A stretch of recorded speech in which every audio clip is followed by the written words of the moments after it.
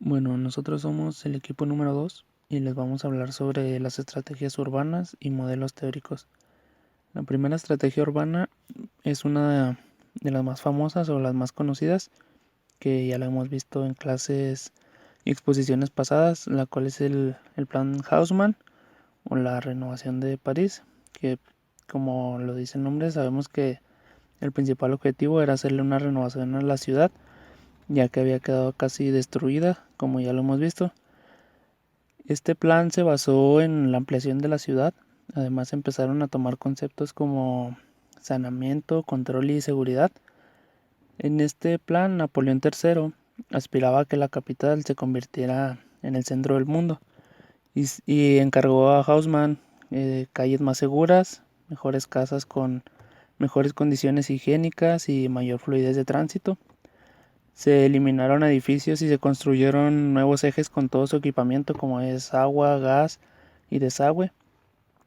Se crearon jardines extensos.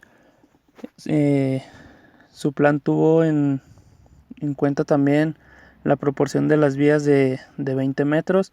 Se estableció una altura uniforme de los edificios y puntos de referencia o hitos como nos ha mencionado la maestra, como es el Arco del Triunfo. Esta ciudad pasó de ser una ciudad políticamente motivada a convertirse en una ciudad centrista y económica, con una población en constante aumento, urbanismo más higiénico ante las epidemias como eran la peste o el cólera.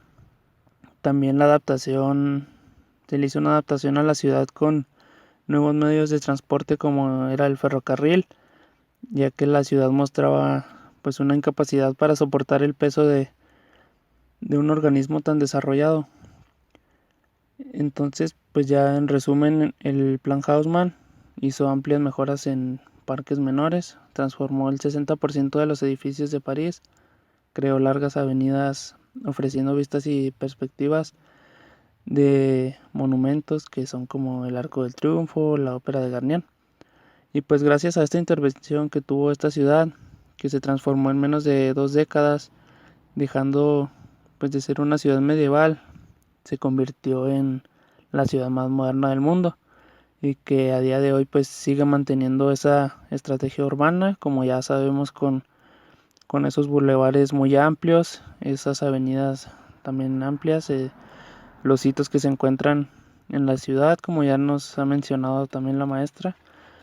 Y pues esto se ha ido evolucionando con las nuevas tecnologías que han ido surgiendo y se van implementando, que son como los medios de transporte, pues debido a que la población sigue en aumento y pues también en parte para ir modernizando la ciudad. Entonces con este plan o esta estrategia urbana, sabemos que pues le funcionó a la ciudad y pues a través de los años se ha ido modernizando y se ha ido utilizando en otras ciudades, también como lo vimos en una exposición que Barcelona también tenía pues este tipo de estrategia para darle un mayor control a la ciudad y que hacerla una ciudad más llamativa y pues que tenga una mejor fluidez de tránsito. Ciudad Jardín. La Ciudad Jardín fue un proyecto propuesto por Ebner Howard. Propuso el modelo de la Ciudad Jardín como relación entre estas condiciones, que vendría siendo un contacto directo con la naturaleza, una sociedad cooperativa que fue erradicada por la industrialización. Se trataban de unas ciudades equilibradas donde se compartirían actividades de agraria e actividades industriales en un medio ambiente de la ciudad con vegetación. El modelo propuesto, conocido como los tres imanes, es una didáctica que representa a la ciudad y al campo, un extremo con sus virtudes, con sus debilidades de cada bando, y por defecto a las personas como alfileres. Este tipo de modelo se utiliza el día de hoy para poder estructurar no solo una ciudad, sino una comunidad. ¿De qué manera? Repartiendo el sector en los rangos: orden, comunicación, comunidad, autosuficiencia, libertad, de diferentes maneras. Las New Towns o el movimiento de las nuevas ciudades se refiere a las nuevas ciudades que surgieron después de la Segunda Guerra Mundial y que fueron planeadas, diseñadas y construidas como un remedio a la congestión de las ciudades.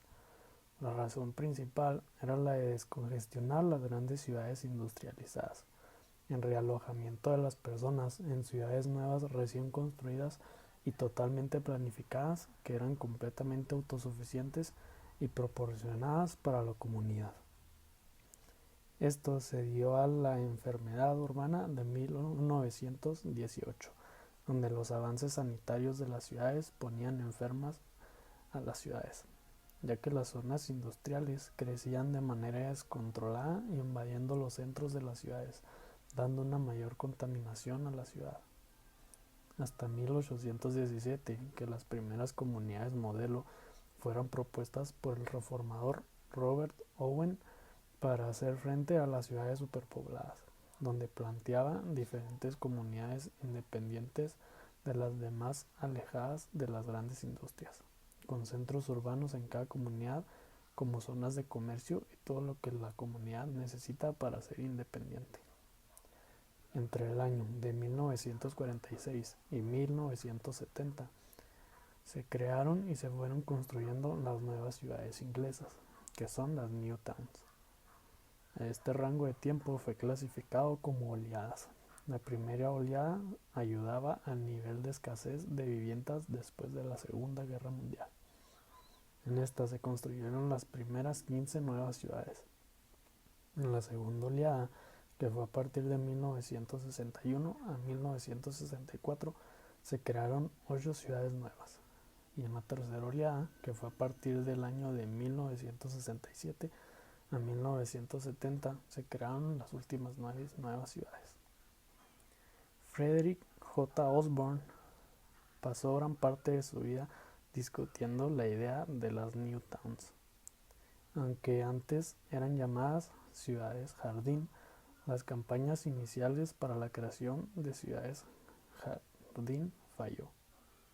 Las nuevas ciudades proponían ciudades libres de contaminación, colocando a las industrias a un borde de la ciudad dependiendo de los vientos dominantes de la zona, para que el viento llevara los contaminantes fuera de la ciudad. Las zonas residenciales estaban ubicadas alrededor del centro de la ciudad. Estas eran divididas en distritos, los cuales cada distrito tenía lo necesario para ser independiente, es decir, zonas de compra, centros urbanos, etc. El centro de las ciudades era planeado para que no estuviera tan alejado de los distritos residenciales ni de la zona industrial, para que el centro tuviera cierta comunicación con toda la ciudad. El centro de la ciudad además debería ser presentable y estético. Bueno, pues yo les voy a hablar sobre los elementos formales que se encuentran en las obras de arte, ya sea en una escultura o en una obra pictórica.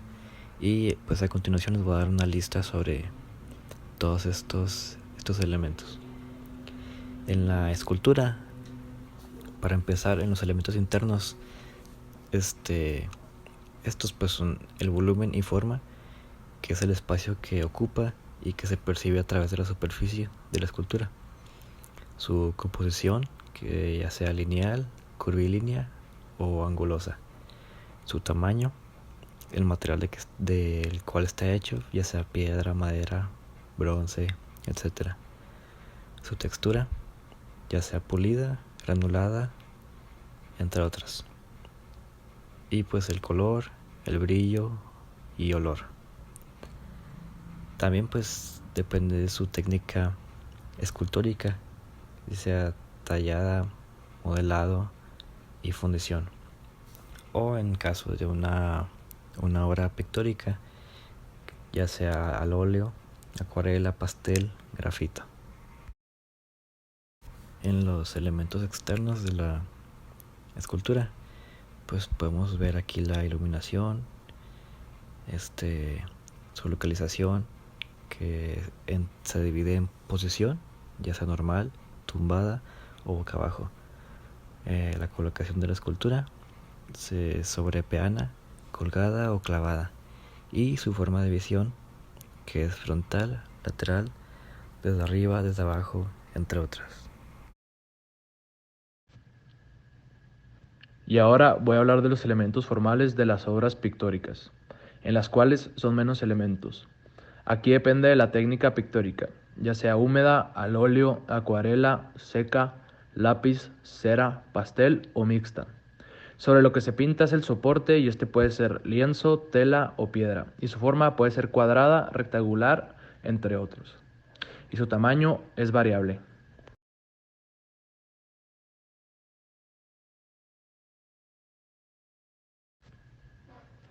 También otros elementos que se deben mencionar son los elementos de enloecimiento, que son aquellos que afectan la manera en la que percibimos la información.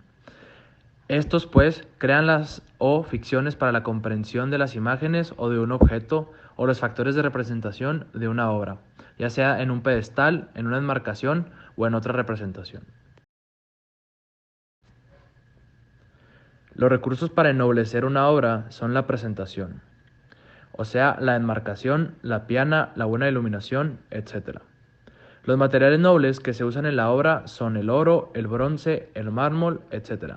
Además, existe el contexto, que es cuándo y dónde se crea y dónde se expone.